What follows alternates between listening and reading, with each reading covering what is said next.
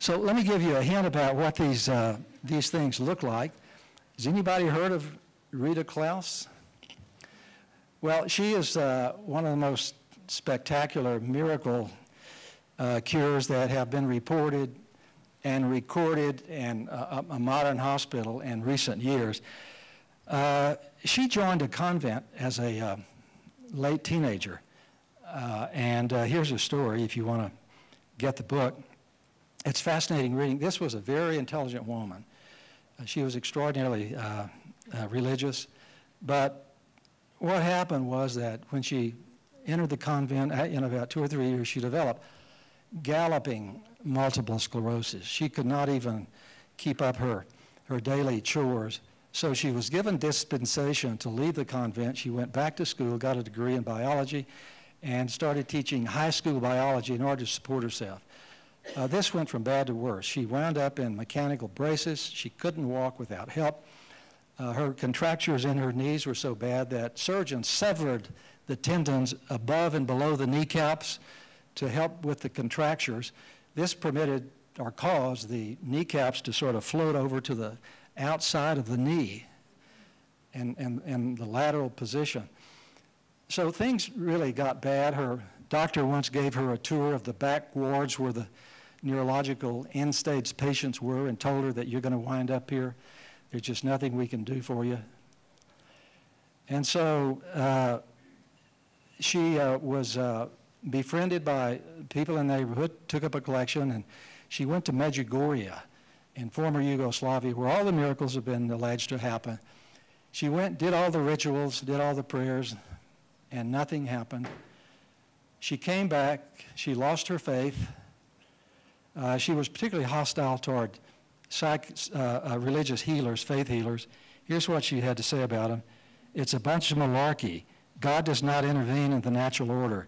Every time I see these television creeps, I feel like puking, which represents her feistiness, I think. This was a woman of strong passions. At any rate, she had a vision one night, a dream, in which the Virgin Mary appeared, and Mary said, Rita, why don't you just ask? And Rita asked for healing. The next day, she was propped in her wheelchair in biology class, and she looked down, and her toes were moving, and she thought it was just muscle spasm. And then she looked at her kneecaps, and they had migrated back to the normal position. And she said, something big could be happening here. She had somebody to take her home and prop her in her wheelchair in her living room. And she said to herself, if this is real, I can run up these 13 steps to the second floor. She did. And then she ran back down. Then she ran outdoors and leaped a creek, fell down, got muddy, came back, and called her doctor. This poor man was, her priest, called her priest. This poor man was horrified. He said, Rita, lie down, take an aspirin, and call your doctor. She didn't call her doctor right away. She called her best girlfriend, who came over, and they shared a cry. A few days later, her husband hauled her off to the hospital to see all of her subspecialists. And boy, this was chaos. Just illustrating the fact that a lot of doctors do not deal very gracefully with miracle cures. One of my doctors saw me and started to laugh. He thought I must have had a twin whom I'd brought in to play a practical joke on him. My neurologist was so angry. He said there's no such cure for MS, no such thing as miracles. He even called people at the hospital and told them I was a fraud and a fake. He fired her. But one of her doctors left this in the progress notes. This must be the first time in medical history anything like this has been written in progress notes. Totally independent of any equipment, full strength of both lower extremities, deep tendon reflexes are all symmetrical and normal. And how was that possible? The tendons had been severed. A tremendous recovery. I am very happy. So here's a woman who was an end-stage MS who overnight reverted to normal, confirmed by physical examinations and close observation. It's all written down in the progress notes of the hospital. I just want to mention one more case to give you a flavor of how difficult it is for us in this profession to deal with these sorts of incredible responses. This had to do with the case of a little girl called Ann O'Neill. She was 4 years old. She was in Johns Hopkins Medical Center in Baltimore, one of the great hospitals in the country. The year was 1952.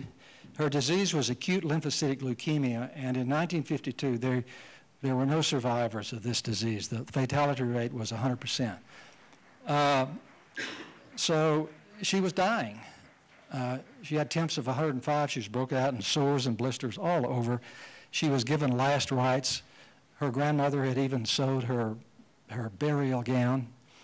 But her mother was an extremely feisty woman who picked this kid up and took her along with 2 or 3 nuns to the grave of Mother Elizabeth Seton, who was a revered Catholic nun. She went on to be the first Catholic nun who was canonized in the United States. And so they laid this baby, this girl, little girl, on Mother Seton's grave, and they all prayed over her, the nuns and the mother. Then they took her back to the hospital, and she got well. Within 3 or 4 days, all the tests had reverted to normal. She was reported as a potential miracle to the Board of Miracles in the Catholic Church, and they sat on it for 9 years. Then they did a bone marrow biopsy just to make sure that this wasn't a fluke. It was normal, and finally she was declared a miracle by the church. Now here's where I got involved with this. There was a reporter for the Washington Post who, around 40 or 45 years later, got wind of this case way back there and chased down Ann O'Neill, who by that time was almost 50 years old, living in Baltimore.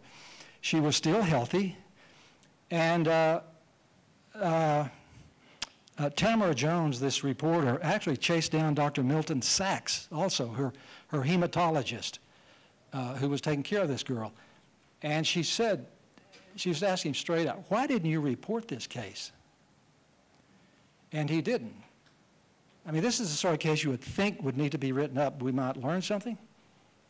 And so Dr. Sachs simply said, the only reason this case has not been written up is that I have been afraid to.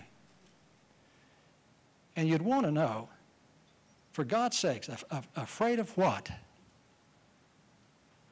Well, the answer, I'm sorry to say, is that what your colleagues might think about you. If word gets out that you're one of these guys who really believe this spooky California woo-woo stuff actually happens, your career will not ever be the same afterwards in conventional medicine. So he sat on it.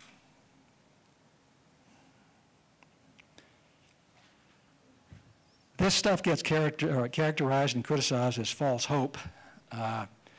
We can't afford to talk about these spiritually connected healings because if they don't happen, people will blame themselves, and then they'll suffer from a feeling of spiritual inferiority and failure in addition from whatever disease they may be suffering.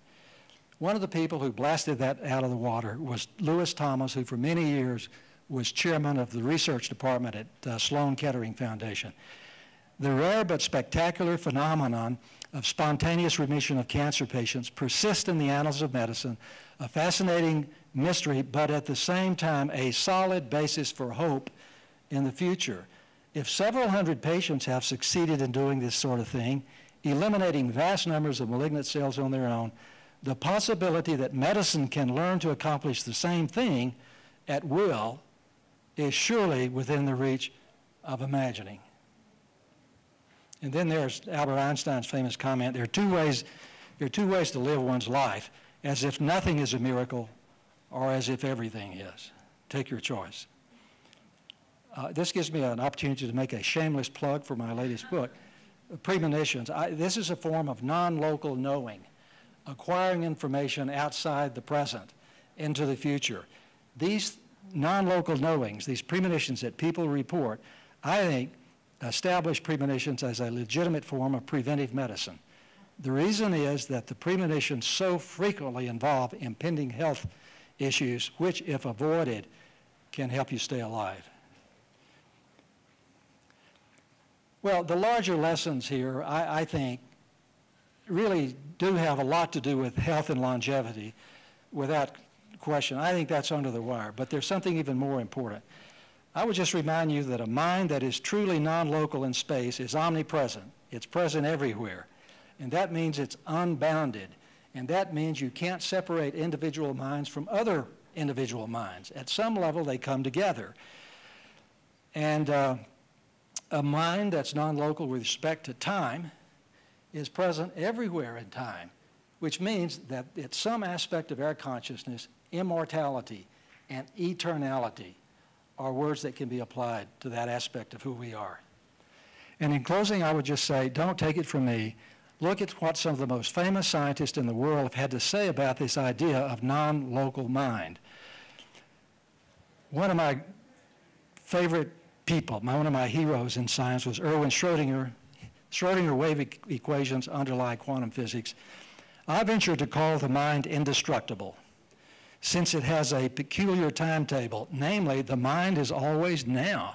There is really no before and after for the mind. To divide or multiply consciousness is something meaningless. He went on to say, there's only one alternative, namely the unification of minds or consciousness. In truth, there is only one mind. George Wald, Nobel biologist, Harvard, mind, rather than emerging as a laid out growth in the evolution of life, has existed always, the source and condition of physical reality. Henry Margenau, famous physicist at Yale University, there's a physical reality that is in essence the same for all. This oneness of the all implies the universality of mind. If my conclusions are correct, each individual is part of God or part of the universal mind. Gregory Bateson, you know who his wife was? Margaret Mead. He's a smart guy, right? He married Margaret Mead. The individual mind is immanent, but not only in the body, it's immanent also in pathways and messages outside the body. And there is a larger mind of which the individual mind is only a subsystem. This larger mind is comparable to God and is perhaps what some people mean by God, but it is still immanent in the total interconnected social system and planetary ecology. I'll close with Einstein's comments. A human being is part of the whole, called by us universe, a part limited in space and time. He experiences thoughts and feelings as something separate from the rest, a kind of optical delusion of his consciousness. This delusion is a kind of prison for us, restricting us to our personal decisions and to affection for a few persons nearest us. Our task must be to free ourselves from this prison by widening our circle of compassion to embrace all living creatures and the whole of nature in its beauty. And Einstein said one other thing, which if you remember nothing else, I want you to remember this.